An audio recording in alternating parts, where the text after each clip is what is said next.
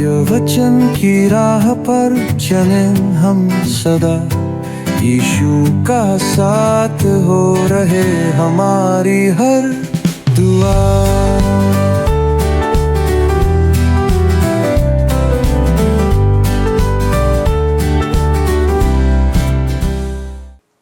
प्रिय दर्शकों, आप सभी को सत्य वचन बाइबल अध्ययन की ओर से प्रेम भरा नमस्कार।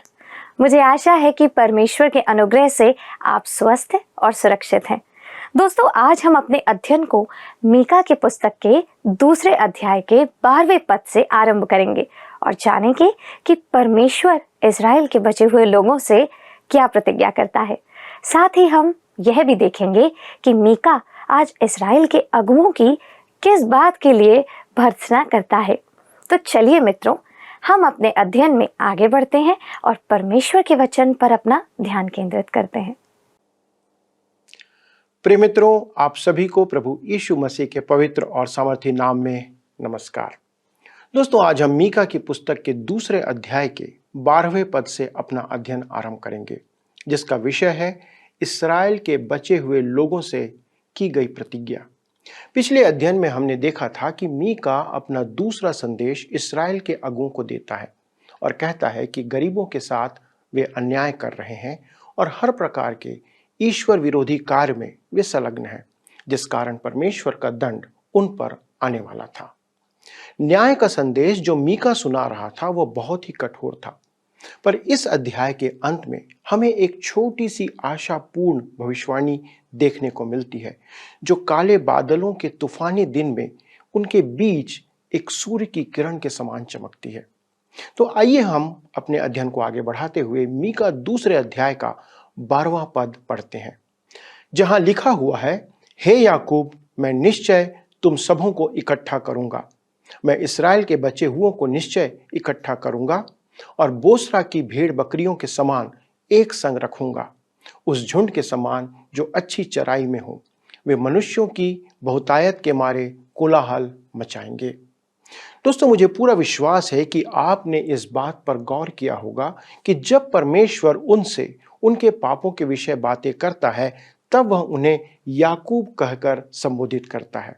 इसलिए जब इस पद में वह याकूब शब्द का उपयोग करता है, तो इसका अर्थ है कि वह उन पर दया प्रकट करने जा रहा है। पर यह उनकी योग्यता या उनके उत्तम चरित्र और गुणों के कारण नहीं, पर केवल परमेश्वर के अनुग्रह के कारण से है। दोस्तों, जैसा हमने पढ़ा है, हे याकूब, मैं निश्चय तुम सबों को इकट्ठा करूंगा।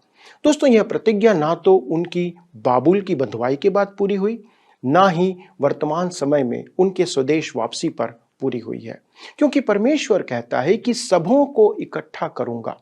दोस्तों, वर्तमान में इस्राएल देश से अधिक यहूदी आज अमेरिका के न्यूयॉर्क शहर में रह रहे हैं। रूस और अन्य देशों में भी यहूदियों की बड़ी संख्या आज वास कर रही है। सो हम कह सकते हैं कि परमेश्वर ने अपनी भविष्यवाणी के अनुसार अब तक उन्हें इकट्ठा नहीं किया है। जैसा लिखा है, मैं इस्राएल के बचे हुओं को निश्चय इकट्ठा करूंगा। पर अब आप देख सकते हैं कि बचे हुओं के लिए परमेश्वर इस्राएल शब्द का उपयोग करता है। परमेश्वर के पास सदा काल से ही बचे हुए विश्वास योग्य देश के बाहर रह रहे हैं, पर वास्तव में उसके पास बचे हुओं से अधिक इस्राएली नहीं है। ऐसा समय कभी नहीं रहा जब हम कह सकते हैं कि 100% या सारे के सारे इस्राएली परमेश्वर की ओर फिर गए हों, और हमेशा से ही उन बचे हुओं के कारण परमेश्वर उस राष्ट्र पर अनुग्रहकारी बना रहा है। फिर भी आने वाले भविष्य में महाक्लेश के समय जब लिखा है कि पूरा इस्राएल बचाया जाएगा, तो यह किन के संदर्भ में है, यह प्रश्न है। दोस्तों, यह उन इस्राएलियों से संबंधित है जो उन 1,44,000 में से होंगे। जैसा प्रकाशित वाक्य की पुस्तक इस बात को स्पष्ट करती है कि उन पर मुहर की जाएगी। दोस्तों, मुहर से मैं समझता हूं कि परमेश्वर के पवित्र आत्मा के द्वारा से, पर वे केवल इस्राएल के बचे हुए लोग ही होंगे। इन सब के बाद भी आज करीब 30 लाख यहूदी इस्राएल में हैं और करीब 1,20,00,000 यहूदी अन्य देशों में रह रहे हैं। इस कारण 1,44,000 कुछ नहीं, पर वे बचे हुए इस्राएली होंगे। हमने पढ़ा था कि मैं उन्हें बोस्रा की भेड़ बकरियों के समान एक संग रखूंगा। दोस्तों, बोसरा वह स्थान था जहां उत्तम चराई के कारण भेड़ बकरियों के बहुत से झुंड रहा करते थे। जब परमेश्वर बोसरा की भेड़ बकरियों के समान उन्हें एकत्र करेगा, तब भजन संहिता 23 अध्याय की वो बातें पूरी हो जाएंगी, जैसा लिखा हुआ है भजन संहिता 23 1 और 2 पद में। यहोवा मेरा चरवाहा है, मुझे कुछ घटी ना होगी। वह मुझे हरी हरी चराइयों में बैठाता है, वह मुझे सुखदाई जल के झरने के पास ले चलता है। परंतु आगे मीका में वो कहता है, वे मनुष्यों की बहुतायत के मारे कोलाहल मचाएंगे। कोलाहल इसलिए होगा दोस्तों, क्योंकि बहुत सी संख्या में लोग इसराइल को लौटेंगे। जब परमेश्वर इसराइल राष्ट्र को अपने देश में लौटा ले आएगा, इसका तात्पर्य यह नहीं कि किसी तरीके से वे सभी उद्धार को पाएंगे, पर यह एक महान घटना होगी। जबकि हाल ही में इसराइलियों की स्वदेश वापसी भविष्यवाणी के शिक्षकों के लिए एक महान आनंद का कारण रहा है, तो उस भावी घटना के बारे में आप विचार करके देखें, जब भविष्य में समूचा इसराइल वापस लौटकर इसराइल में आ जाएगा। अब आगे हम 13वें पद में पढ़ते हैं, जैसा लिखा है, उनके आगे आगे बाड़े का तोड़ने वाला गया है, इसलिए वे भी उसे तोड़ रहे हैं और फाटक से होकर निकले जा रहे हैं। उनका राजा उनके आगे आगे गया, अर्थात यहोवा उनका सरदार और अगुआ है। जैसा लिखा है, उनके आगे आगे बाड़े का तोड़ने वाला गया है। दोस्तों, बाड़े का तोड़ने वाला वह है जो अवरोधों को हटाकर मार्ग तैयार करता है और अगुवाई करता है। मैं ऐसा मानता हूं कि यह 1000 वर्ष के राज्य के संदर्भ में है, जब वे प्रभु यीशु मसीह की अगुवाई में उसमें प्रवेश करेंगे, क्योंकि प्रभु यीशु उस समय पृथ्वी पर लौट चुका होगा। यह पद प्रभु यीशु को उनके लिए बाड़े का तोड़ने वाला, उनका राजा और प्रभु यहोवा के रूप में प्रकट करता है। इसके साथ ही दूसरा अध्याय यहाँ पर समाप्त होता है दोस्तों, परंतु अब हम अपने इस अध्ययन को तीसरे अध्याय से जारी रखेंगे, जहां पर हमें इस्राएल के अगुओं के पापों की निंदा और मीका का तीसरा संदेश बहुत ही विस्तार से देखने को मिलता है। मीका इस्राएल के अगुओं के पापों के लिए उनकी निंदा करता है। सबसे पहले वह उनके प्रधानों की, फिर उनके भविष्यवक्ताओं की जो आत्मिक अगुए थे, और अंततः यरूशलेम के अगुओं, प्रधानों और भविष्यवक्ताओं और याजकों की वो निंदा करता है। तो आइए अब हम सबसे पहले देखते हैं प्रधानों का पाप। मित्रों, पुस्तक का यह भाग परमेश्वर की बुलाहट को सुनने की पुकार से आरंभ होता है और मीका की पुस्तक का यह प्रमुख भाग है। आइए हम पढ़ते हैं मीका 3 अध्याय उसका पहला पद। मैंने कहा, हे याकूब के प्रधानों, हे इस्राएल के घराने के न्यायियों, सुनो, क्या न्याय का भेद जानना तुम्हारा काम नहीं? दोस्तों, जैसा लिखा है, हे याकूब के प्रधानों, यह बात परमेश्वर उनके अगुओं से कह रहा है जब वह कहता है, क्या न्याय का भेद जानना तुम्हारा काम नहीं? इससे परमेश्वर का क्या तात्पर्य है? वास्तव में वह इस्राएल के शासकों को संबोधित कर रहा था जो न्याय करता थे। जब जनता अपराध की दोषी पाए जाने के बाद न्याय के लिए उनके सामने लाई जाती थी, अतः उन्हें निश्चित रूप से यह पता होना चाहिए था कि निर्णय और न्याय करना क्या है। यही बात नए नियम में भी हमें प्रकट की गई है, जैसा रोमियो की पत्री 2 अध्याय के पहले पद में पौलुस कहता है, अतः हे दोष लगाने वाले, तू कोई क्यों ना हो, तू निरुत्तर है, क्योंकि जिस बात में तू दूसरे पर दोष लगाता है, उसी बात में अपने आप को भी दोषी ठहराता है, इसलिए कि तू जो दोष लगाता है स्वयं ही वह काम करता है, स्वयं वही काम करता है। दोस्तों, इसका अर्थ यह नहीं कि वही काम वह करता है, इसका अर्थ है उसी के समान बुराई करता है। इस बात का एक उदाहरण हमें 2 शमूएल 12 अध्याय में देखने को मिलता है, जहां पर नातान नबी राजा दाऊद के पास आता है और कहता है कि उसके राज्य में एक धनी मनुष्य है जिसके पास बहुत सी भेड़ बकरियां थी। पर जब उस धनी मनुष्य के पास एक यात्री मित्र आया, तब उसे भोजन परोसने के लिए उसने अपनी अनेक भेड़ बकरियों में से कुछ ना लिया, पर उसने एक निर्धन मनुष्य की इकलौती भेड़ को ले लिया जो उसके परिवार के एक सदस्य के समान थी और उसकी बेटी जैसी थी, तथा पकाकर अपने मित्र को जो कि उसके पास आया था परोस दिया। तब राजा दाऊद का कोप उस मनुष्य पर भड़का और उसने उस पर दंड का आदेश जारी किया। दोस्तों, दाऊद ने उस धनी मनुष्य द्वारा किए गए अन्याय को देखा, जबकि स्वयं उसने ही वह काम किया था। तब आप जानते हैं कि नातान नबी ने राजा दाऊद से कहा, जैसा दूसरा शामुएल 12 अध्याय के 7 पद में लिखा है, तू ही वह मनुष्य है। तब दाऊद ने अपना गुनाह मान लिया और परमेश्वर के सामने पश्चाताप किया। दोस्तों, यह आश्चर्यजनक बात है कि हम कैसे दूसरे मनुष्यों का पाप देख पाते हैं पर अपना स्वयं का पाप नजरअंदाज कर देते हैं। यही कारण है कि परमेश्वर इस्राएल के अगुओं से कहता है, तुम दूसरों के पापों का न्याय करते हो पर स्वयं ही वह काम करते रहते हो। मित्रों, यह अभियोग हमारे समय के लोगों पर भी लागू होता है। क्या आप ऐसा सोचते नहीं हैं? मेरी भावना यह है कि बहुत से न्यायाधीश अपराधियों के प्रति नम्र स्वभाव रखते हैं, परंतु उन्हें मृत्यु दंड नहीं देते, क्योंकि वे स्वयं कहीं ना कहीं अपराध बोध से पीड़ित पाए जाते हैं। मेरी धारणा यह है कि जब कोई अपराधी किसी न्यायाधीश के सामने न्याय के लिए लाया जाता है, तो वह उसे हल्की सजा इसलिए सुनाता है क्योंकि ऐसा करने से उसकी अंतर आत्मा को राहत मिलती है। यह तब एक मजाक सा प्रतीत होता है दोस्तों, जब कुछ राजनेता किसी अन्य राजनेता की गलती पर सजा सुनाने के लिए विवेचना करते हैं। संभवतः उनमें से सभी राजनेताओं का चरित्र वैसा ही है या उससे भी बदतर है। न्याय का कार्य करने के लिए हमें एक उत्तम चरित्र के व्यक्ति की आवश्यकता होती है, और यही बात है जो मीका अपने समय के अगुओं से कह रहा है। क्या न्याय का भेद जानना तुम्हारा काम नहीं? तुम अज्ञानता में काम नहीं कर रहे हो, तुम्हें इसका अनुभव है। तुमने उसका न्याय किया जो दोषी थे और अब तुम स्वयं ही दोषी हो। हम आगे मीका के 3 अध्याय के 2 पद में पढ़ते हैं, लिखा है, तुम तो भलाई से बैर और बुराई से प्रीति रखते हो, मानो तुम लोगों पर से उनकी खाल उधेड़ लेते और उनकी हड्डियों पर से उनका मांस नोच लेते हो। लिखा है, तुम तो भलाई से बैर और बुराई से प्रीति रखते हो। दोस्तों, एक न्यायाधीश के लिए जो पिछली रात किसी पार्टी में शराब का सेवन कर स्वयं गाड़ी चलाकर घर गया हो, उसके लिए यह कठिन है कि वह अगले दिन किसी ऐसे वाहन चालक को दंड दे जिसने शराब के नशे में किसी पर गाड़ी चढ़ाकर उसे मार डाला हो। उसे आसानी से वह छोड़ देना उस न्यायाधीश के लिए बहुत आसान है।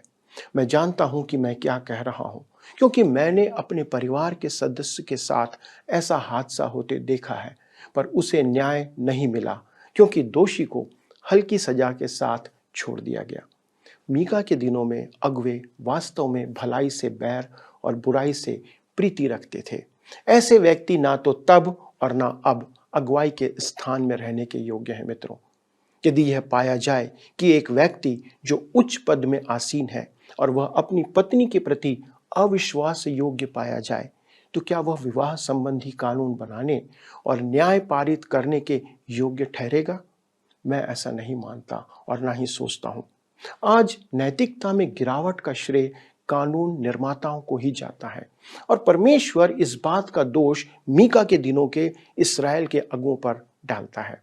जैसा हमने पहले देखा था कि परमेश्वर इस छोटी पुस्तक में मानव प्रशासन का एक दर्शन प्रस्तुत कर रहा है, जिसका आधार है अगुवाई के पद पर उत्तम चरित्र के मनुष्यों का होना। फिर आगे हमने पढ़ा था, मानो तुम लोगों पर से उनकी खाल उधेड़ लेते और उनकी हड्डियों पर से उनका मांस नोच लेते हो। परमेश्वर गरीबों के प्रति उनके बर्बर आचरण का एक ज्वलंत चित्रण प्रस्तुत कर रहा था। आइए हम आगे बढ़ते हैं और मीका 3 अध्याय के 3 पद को पढ़ते हैं, जहां लिखा है, वरन तुम मेरे लोगों का मांस खा भी लेते और उनकी खाल उधेड़ते हो। तुम उनकी हड्डियों को हांडी में पकाने के लिए तोड़ डालते और उनका मांस हांडे में पकाने के लिए टुकड़े टुकड़े करते हो। दूसरे शब्दों में, वे गरीबों के प्रति अपने व्यवहार में नरभक्षियों के समान सिद्धांतहीन और निर्दयी हो गए थे। दोस्तों, क्या मैं आपसे ऐसा कह सकता हूं कि एक ईश्वर रहित व्यक्ति वह अंतिम मनुष्य होगा जिसके किसी भी मामले में मैं अपना निर्णय सुनाना चाहूंगा? मैं धन्यवादी हूं कि ना तो मुझे आपका न्याय करना है और ना आपको मेरा। मैं विश्वास करता हूं कि हम प्रभु यीशु मसीह की उपस्थिति में बेहतर प्रदर्शन करेंगे, बनिस्बत इसके कि हम मनुष्यों द्वारा न्याय किए जाने पर बेहतर प्रदर्शन करें। मेरा प्रकरण पहले ही मसीह के सामने प्रकट किया जा चुका है और इसलिए मुझे किसी मनुष्य के सामने खड़ा नहीं होना पड़ेगा। यह बात मुझे बहुत सुकून देती है। आइए अब हम आगे बढ़ते हुए पद 4 को पढ़ते हैं, जहां लिखा है, वे उस समय यहोवा की दुहाई देंगे परंतु वह उनकी ना सुनेगा, वरन उस समय वह उनके बुरे कामों के कारण उनसे मुंह मोड़ लेगा। दोस्तों, इस समय मीका किसके संदर्भ में कह रहा है? वह इस्राएल के अगुओं के संदर्भ में बोल रहा है। जब वे अपने उच्च पद पर थे तब उन्हें मानवता से कोई लगाव नहीं था, न ही उनके प्रति प्रेम और दया थी। अब वे परेशानी में पड़ गए हैं क्योंकि कोई उनसे अधिक सामर्थी उन पर प्रभुता करने के लिए आ गया है। जैसा लिखा है, वे उस समय यहोवा की दुहाई देंगे परंतु वह उनकी ना सुनेगा। वे अगुए परमेश्वर की दुहाई देंगे पर परमेश्वर उनकी नहीं सुनेगा। क्या यह बहुत रोचक नहीं लगता? हम सब अपनी परेशानी के समय किसके पास जाते हैं? परमेश्वर को हम पुकारते हैं। कई बार मुझे हंसी आती है, यद्यपि मुझे ऐसा नहीं करना चाहिए, पर मैं सुनता हूं कि आज हम पर किसी प्रकार की जब मुसीबत आने वाली होती है और कोई व्यक्ति आकर के कहता है, ईश्वर आपकी सहायता करे। दोस्तों, यह बात बहुत दिलचस्प है क्योंकि उस व्यक्ति ने बहुत पहले ही परमेश्वर को अपने जीवन से बाहर निकाल दिया है। आज परमेश्वर के नाम से अधिक गाली गलौज दिया जाता है, पर फिर भी आप उन लोगों से कहते हुए सुनते हैं, ईश्वर आपकी सहायता करे, ईश्वर हमारी सहायता करे। प्रिय मित्रों, मैं नहीं जानता कि परमेश्वर उनकी सुनेगा या नहीं, क्योंकि मीका के दिनों में जो लोग उसका तिरस्कार कर ईश्वर रहित जीवन जी रहे थे, उनसे परमेश्वर यह कह रहा था कि वह उनकी नहीं सुनेगा।